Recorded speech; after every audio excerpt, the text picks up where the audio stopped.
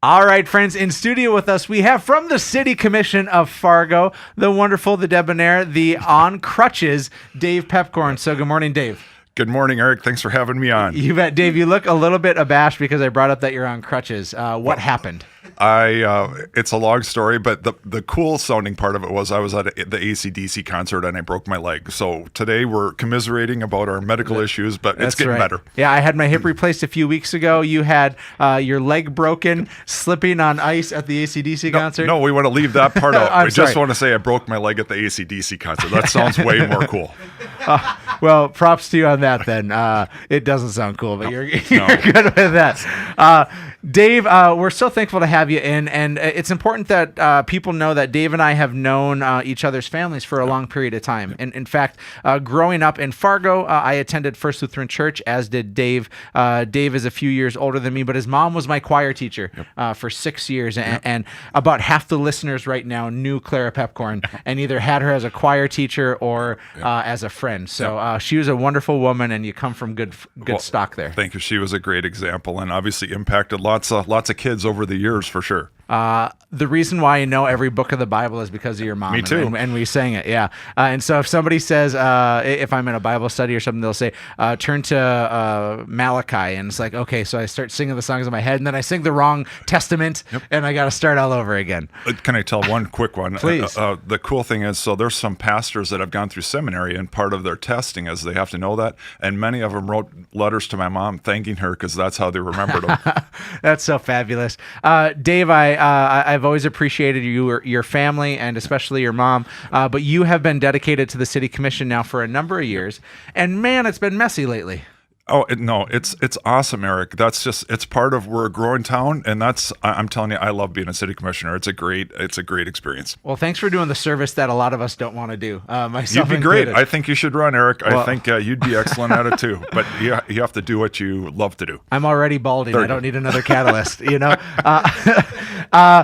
So there's some hot button issues right now, and we never get too political on this show, but there's some things that are affecting real estate and our community, and guys like you and I love Fargo, and we love growth, and we're both Northsiders too. I live on the South Side now, but Northside is 30 plus years in my heart, and this deal with Ponyland has been a ride. Give the public here a perspective of what happened and what's happening now. Well, I'm very happy with what ended up happening, but basically Jim Roars bought that land. It was on a bidding process. Were there a lot of bidders on that? Many bidders, and actually back in the day, Fargo Housing Authority tried to buy the land for low-income senior housing, but we have to pay the market rate, and it got out of the price range of the city of Fargo. And so anyway, Roars ended up getting it. They wanted to develop it, and I'm a North Side guy, and like you are, and we want more people living in North Fargo, so we have more businesses and citizens. And so, but at the beginning, it ended up being mostly apartments. The neighbors reacted very strongly, and they did a great job of being active. And so then, so what ended up this last week, they ended up meeting and making a compromise. So they're where the area closest to 10th Street and closest to the single family homes, Roars has agreed to develop that into single family homes and then have the apartments closer to the airport and to University Drive. Okay, so again, those of you just tuning in, we have City Commissioner Dave Piepkorn, and we're talking about the Ponyland development in North Fargo. How many apartments, how many single-family homes are going in? Do you know? Right now, all we agreed to as a city at our last Monday night meeting was 24 homes. A couple of them are going to be duplexes, but most of them are just townhomes. And right now we haven't approved anything about the apartments, but it would be about 300 units. So it's drastically less than they originally planned. And their original plan was for how many apartments? Oh, I think it was more like 600 to 700, I think. So that's a blow for a company like Roars, who is looking at, each apartment unit costs a certain amount, but then gives a rate of return. And they're seeing their profit margin because of this shrink, right? Absolutely. And the other thing, if you've been in that area, there's some drainage in that area. And so now with our new city regulations, you can't build on the entire property like you used to be able to. Okay. So they're restricted as to the space. These single family homes, I'm a kid that grew up going to McKinley Elementary. That was my background. That was my hood. That was where I lived. And it's a school that's struggling right now, right, Dave? Absolutely, and that's why well, first of all, we're thankful to have anybody, because anybody that lives in that area, the Ponyland area, is going to go to McKinley. And so the other question I asked of Roars is, the apartments aren't just going to be for NDSU students. It will be open to everyone. Okay. It will be. In fact, you can't just restrict it unless it's on campus, right? Exactly right. And so, but a lot of the neighborhood had kind of built up this fear that it was going to be strictly a college apartment, and it was just going to be a madhouse. And so I think some of the people played that up a little bit. Well, and that sounds like a fun place to be every once in a while, but on an everyday basis, I understand the hesitation that the residents of North Fargo, and especially I think they're calling it the Northport area, right, have had. Did they walk away winning more or losing more? Oh, I think it's yet to be seen, but I mean, they had a huge impact. Those houses that are being built, 24 of them would not have been built without their involvement. I think it would have been apartments, and so they were very effective, and they did a good job. And I think the compromise was good, and I think Roars was happy with it. Otherwise, they wouldn't have agreed with it. Well, it's going to be interesting to see how all this unfolds. I know that there's going to be some groundwork even in the next couple of months, and then the official construction starts this fall. Is that correct? That's correct. And I would say there's going to be more pressure directly along the NDSU corridor, just because, from my perspective, to have apartments near the campus where the students can walk to school, that makes sense. And so it's the same thing. We're going to get some more pushback, but it's a growing school, which is a great thing, and that's the natural way things go. Well, we have the problems that you deal with, and the things that we observe as a community are growing pains, and that sure beats the other issues that people can face. So, Dave, stick around. I want to keep talking. There's some other hot button issues we want to get to. In the meantime, if you're listening, let's find out what your home is worth. Go to livefargomoorhead.com or give us a call at 701-369-4839. This is Real Estate Radio with Erik Hatch. Welcome back to Real Estate Radio. As always, I'm your host, Erik Hatch, and in studio with us, we're thankful to have him here, City Commissioner Dave Piepkorn. Dave, you are an NDSU alumni, and you played for the football team, right? Yes, I did. Would you have made the team in the last 5 years with the skills you had back in the 80s? Yes, I would have, but I would have never been recruited, because nowadays the players that they recruit are phenomenal athletes as freshmen. And when I was a freshman at NDSU, I was 6'7" and 220, and so that would have not cut the. So you were built like Carson Wentz as a lineman. Exactly. By the time I was a senior, I was 310, but when I was a freshman, I was a tight end, and so no, it's just and it's amazing. You know, what they're doing now it's awesome. And what that's done for our community. Again, we were just talking of the growth and the growing pains that we have as a community. The other thing that grows besides the north part of Fargo and where NDSU is our downtown community. There's ample growth all around. And in fact, I have some people in my life who are intentional on only, as investors, buying properties around that downtown corridor. But now Oak Grove is dealing with the same thing that Ponyland was dealing with, where somebody wants to come in, develop a large-scale apartment for a number of people to live. What are the positives and negatives with this, Dave? Well, the positive is we've had this debate as a city. We've been sprawling, and now it's called infill. But unfortunately, it's easier for us to vote for sprawl because there's no one there to oppose it. When you do infill, you get neighborhoods that push back, and so as a city commission, we get a lot more pressure. But as the other thing is, times have changed. When we were in college, everyone had a car, and your dream was to have a house with a big lawn. Now, a lot of kids don't want to have a car and want to be able to walk to everything that they want to go to, and so times have changed, and so we have to adapt.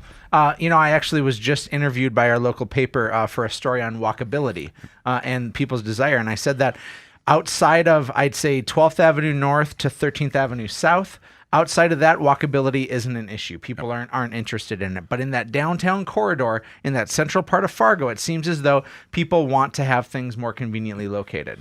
And that's the thing that we have to respond to. And to me, that's why it isn't so much the city's job to decide what to build, but we have to provide what people want. And that's you're a realtor. You sell more of what people want to buy, and the developers develop what people want to buy. Right. So Doug Burgum had gone to the news a while ago, and he had talked about how we don't need to be a bigger city space-wise. We need to get more dense. Yep. How does this play into this Oak Grove move? Well, that's exactly what it would accomplish. There'd be much more people within walking distance of downtown.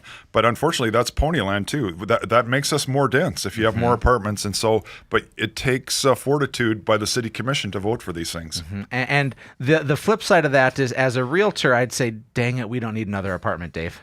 How do you combat that? Because we have more apartments per capita than almost anywhere else in the United States. That is very true, but that's what people want to buy. And so because that's the only thing they can afford. Is there truth to that?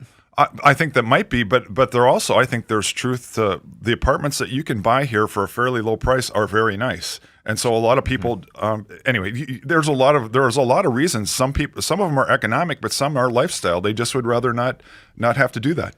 You know, when people ask me why are there so many apartments, one is because the cost of land and the cost of specials are so high that some people can't afford it. But if they can afford it, I grew up in Fargo, and this is a place that I've loved, but it wasn't always the place that people were drawn to. And I think there's a lot of people in the upper Midwest that say, I want to rent an apartment for a couple of years because they're afraid of making this their permanent home. That could be, but I also think there's more to it, and I don't think it's necessarily bad. That I know as a real estate sales, you want people to buy homes, but you have to provide what people want as a city. It's not up for the city commission to decide you should live in a single family home, you should live in a condo. To me, our job is to make sure that we have what people want to buy. So. Well, I disagree with you completely, Dave. I think that your job should be to tell everybody to buy real estate. Yeah. Hey, I want to switch gears here, and those of you just tuning in, we're thankful to have Dave Piepkorn with the City Commission here in office, in studio, not in office, but I guess that I could sell you a house here if we do it right. What I want to talk about more specifically is the dreaded F word in this community, the big old flood that's coming up, and you just released something that said, whoa, whoa, whoa, hold your horses. We shouldn't be making any decisions yet. Tell me the background of that and where you stand. My main concern is we just came out, the new number was $2 billion for the diversion cost. And my main concern is the only people that I see right now that are paying are half-cent sales tax. And so what I want them to show me is who else is going to pay for this and what is Fargo's share. My main concern is I want to have Fargo have a finite number to say, here's our number. Because what's happening now is we just keep paying bills and we don't know where it's going to end. So my main concern is who else is in and what's our share. When is this ever going to happen?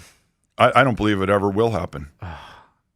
Isn't that to the detriment of our community? Because then so many people are going to be hit with higher flood insurance and the risk of getting wet.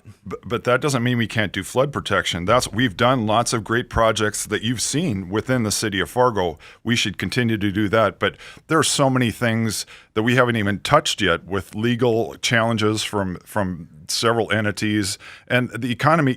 Here's my main concern about funding is the federal government isn't going to give us money, and the state of North Dakota has committed, and right now they don't have enough money to run their own budget, let alone give us money for the diversion. So those are my main concerns.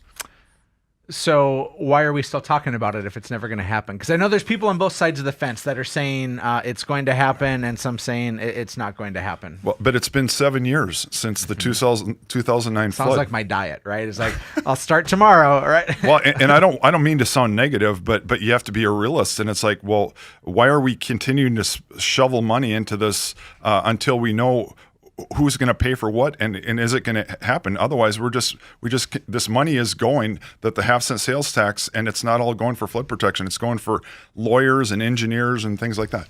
So if this were to happen, what would it take?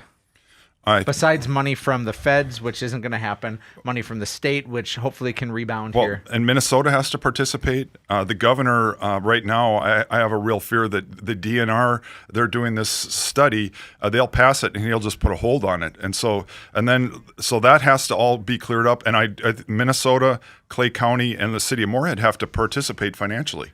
Because if they don't, then it's not viable. And right now they are not participating. And so that hurts us.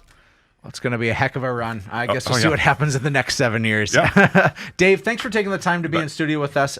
There's always things that are happening that affect our community, that affect our real estate, but that affect our livelihood. And so thank you for committing your time and your energy to the City Commission, what most people don't want to do. Thanks, Eric. Thanks for having me on. I love being a city commissioner. We have a great town. We have the demographics that are the envy of almost every town in the country. We're highly educated. We're way younger. And our economy is booming, and the downtown, I'm telling you, the next 5 years, you're going to be blown away with all the projects going on. I can't wait to see it. Dave Piepkorn, thanks so much. Folks, head to livefargomoorhead.com, check us out, and see how you can save a few bucks on your next real estate transaction.